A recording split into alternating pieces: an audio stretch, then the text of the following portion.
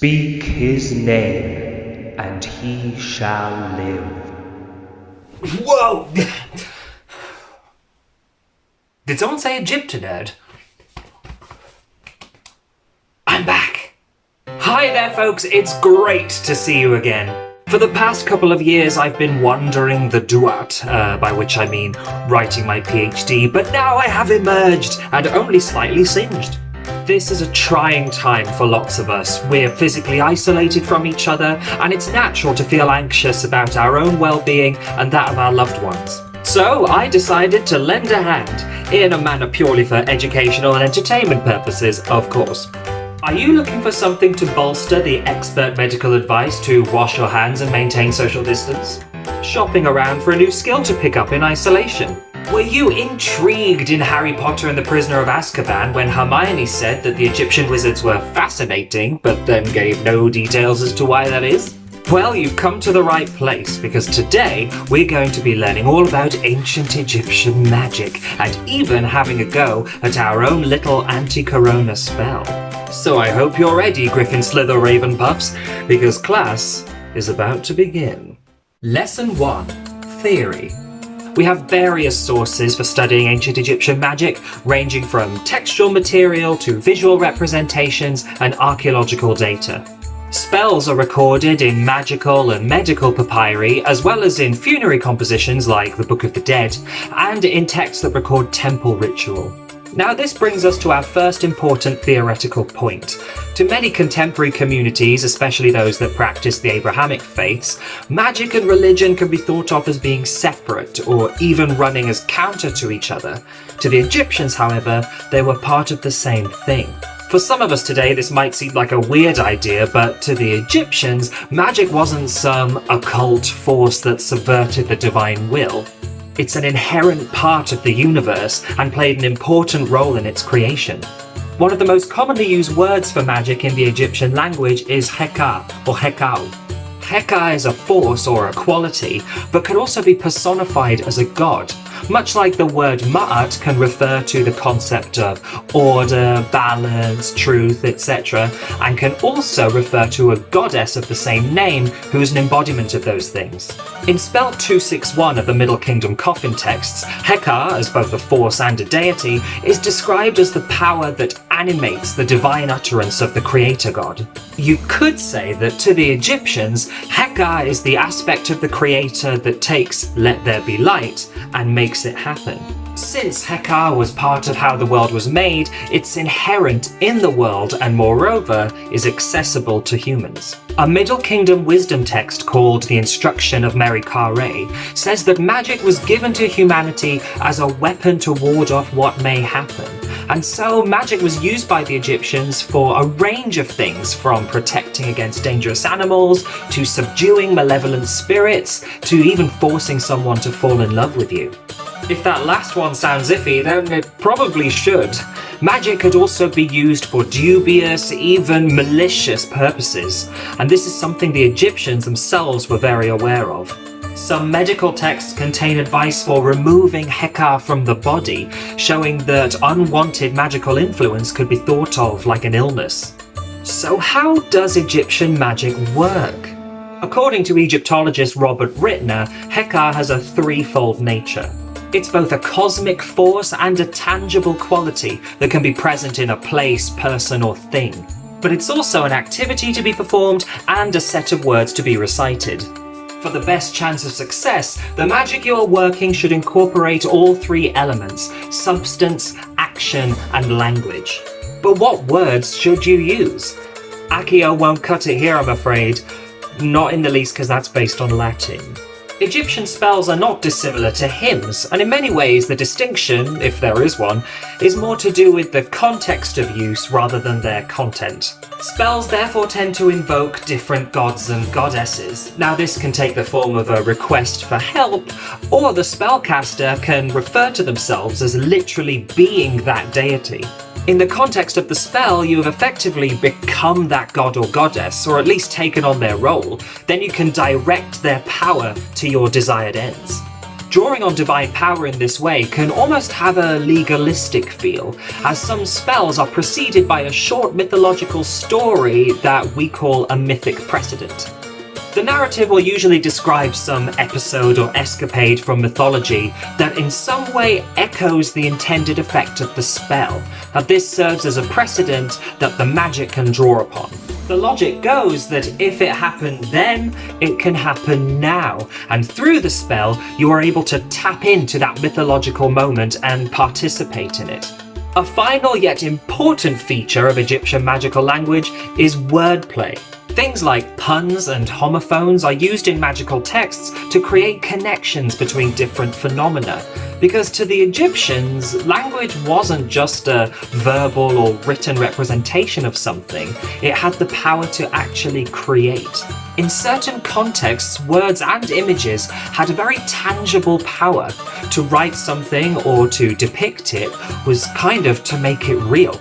Now let's take all that information about Heka and learn to make some magic. Lesson 2. Practice. So what stuff do you need to actually perform Egyptian magic?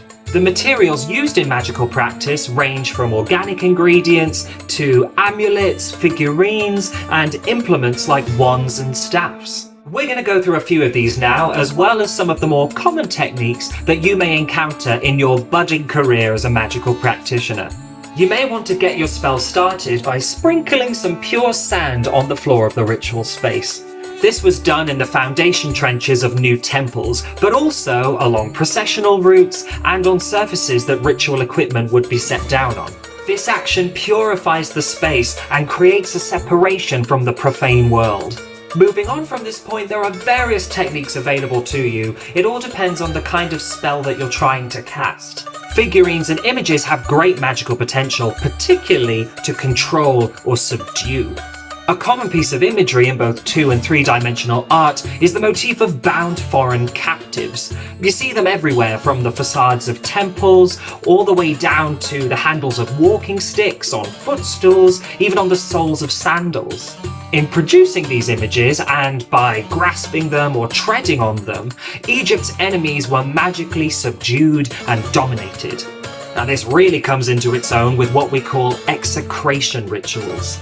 These rites are attested from the Old Kingdom right the way through to the Late Period, and they would involve inscribing a figurine or a ceramic vessel with lists of foreign places and peoples. The object was then ceremonially destroyed through smashing, even burning, before being deposited. Execration rituals are a great example of the threefold nature of Egyptian magic. Heka is present in the object, in the text inscribed upon it, and in the act of destroying it. Spitting is also called for in many magical and medical texts. According to mythology, when the goddess Isis wanted to learn the secret name of the aging sun god Ra, she took some dirt and formed it into a snake, and then used some of Ra's drool to animate it. The substance of spit therefore seems to have been imbued with a person's power, and the act of spitting was a way of transferring that power into another thing or person. You can also ingest magical power, especially for healing purposes. A key example of this is a kind of object called a Sippus stela. First appearing in the New Kingdom and continuing through to the Greco-Roman period, these stelae were inscribed with images of apotropaic deities like Horus the Child, and also with magical spells of protection and healing. These texts indicate that water would have been poured over the stelae and then drank, something that's supported by the discovery of examples with associated vessels and bowls. Now, exactly who would have used these objects and how is a different question, but what they do show is that at least ideally, they were supposed to work through the transferal of magic from the stela itself into the water, which could then be drunk so that the benefit could be absorbed.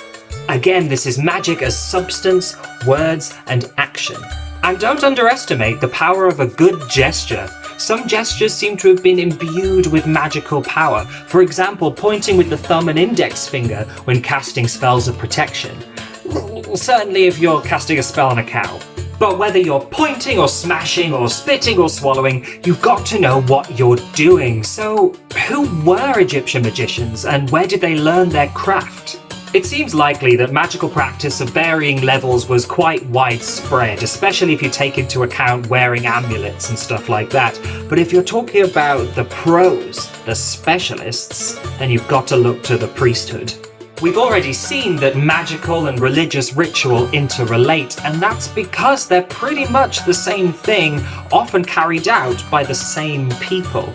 A lector priest, or Sekhmet in Egyptian, was a person who recited the formulae and incantations of temple ritual. Lector priests and magicians seem to have been pretty synonymous. This is indicated by correspondence between Pharaoh Ramesses II and the Hittite court, in which an abbreviation for chief lector priest is translated into Akkadian as Ashipu, meaning magician. It's likely that during periods when lector priests weren't on duty in the temple, they supplemented their income by working as private ritual specialists, using their expertise gained in the temple but outside in the community. Now, I don't imagine that lector priests were the only magical practitioners out there, but they were probably the primary ones, as indicated by the fact that their job title is pretty much a byword for magician. This stands in contrast with how we today might imagine practitioners of magic. Far from being on the outskirts of society, Egyptian magicians were squarely in the elite. Lector priests, and possibly some other magical practitioners, would probably have been trained in the Per Ankh, the House of Life. Every major temple would probably have had a House of Life, an institution that was sort of halfway between a scriptorium and a university. It was here that ritual texts were compiled and copied, and probably where the contents of those texts were studied. We only have one archaeologically verified example of a House of Life, and that's at Amarna, the capital city of the heretic pharaoh Akhenaten. And we know it's a House of Life because the words Per Ankh are helpfully stamped all over the bricks. Unfortunately, for those of you who might fancy becoming lector priests, Houses of Life are pretty thin on the ground these days. I hope that this humble video will suffice. Great, so we've covered some of the basics of Egyptian magic, so let's give it a whirl, shall we? Lesson 3. Heka at home. To tie up some of the things we've learned, I've devised an Egyptian-inspired anti-corona spell. Now you can just watch along, or if you fancy a bit of fun, do it along with me. But first, some disclaimers. This spell's been based loosely on Egyptian sources, but has been devised by EGYPTONERD. It is an educational tool. Please do not use it as a substitution for actual hygiene and social distancing. Please listen to public health advice. Right then. This spell has been based upon execration rituals where the figures and names of enemies were destroyed, and also upon spells that identify the caster with deities, particularly Book of the Dead spell 42, where different parts of the body are ascribed to different gods and goddesses. Firstly, purify yourself by washing your hands, let's say for the advised 20 seconds. As you do so, imagine this cleansing and rejuvenating water as being connected to the primordial ocean of creation called the Noon. Ah, so refreshing, so primeval. This is effectively a shortened version of the ritual purification that priests would have done before entering the temple. Now, if you really want to do the thing properly, purify your ritual space by sprinkling a little salt or pure sand if you've got it, but before doing that, spare a thought for the person who has to vacuum it up. Next, you're going to take a piece of paper. Using a red pen or pencil, if you've got one, draw a picture of the coronavirus in the top part of the page. It can just be a spiky circle, or you can try and make it look a bit Egyptian-esque. Ta-da! I gave it human legs and a crocodile tail. The image is red because the Egyptians seem to have used the colour to subdue or ward off danger. So we're representing the coronavirus, but keeping it under control. Then using black ink, write this incantation underneath the image of the coronavirus. You can find it in the video description below. I chose some deities who are associated with healing, protection, or magic more generally, and associated them with different parts of the body that the coronavirus either infects or uses for transmission. The eyes are Horus, the protective god of the sky, whose eyes were damaged and then restored, so came to be symbols of regeneration and wholeness. The nose is Thoth, a god of wisdom, writing, magic, and medicine, and he often was shown with the head of an ibis bird. Now, because the ibis has a long, pointy beak, the Egyptians often called Thoth Phenergy, meaning essentially the nosy one. The mouth is the goddess Isis because she is greatly skilled in magical spells and in mythology has a wily way with words. Now the lungs are Sekhmet, the lioness-headed goddess of war and disease who is the embodiment of the avenging power of the sun god. She's the big hitter, and since corona mainly affects the lungs, that's where we're going to want to focus. And finally, the hands are Noon, because who better to wash our hands than the great ocean of creation? As we go through, you may even notice the vaguest wordplay between corona and crowns, because like the Egyptians, we're using the double meanings of words to create and exploit connections. So now we're going to take our red pen and we're going to draw a box around the image of the virus as we recite this incantation. So what we're essentially doing is binding the virus, much like the images of those foreign captives. Remember to use your best magic voice. My eyes are Horus, lord of the sky. My nose is Thoth, true scribe of the Ennead. My mouth is Isis, great of magic. My lungs are Sekhmet, the eye of Ra. My hands are Noon, father of all the gods. I drive you off, Corona. You are not the double crown of the two lands. You have no dominion over me. Now mash up the paper and tear it up as you recite the last line 3 times. Be gone! Be gone! Be gone!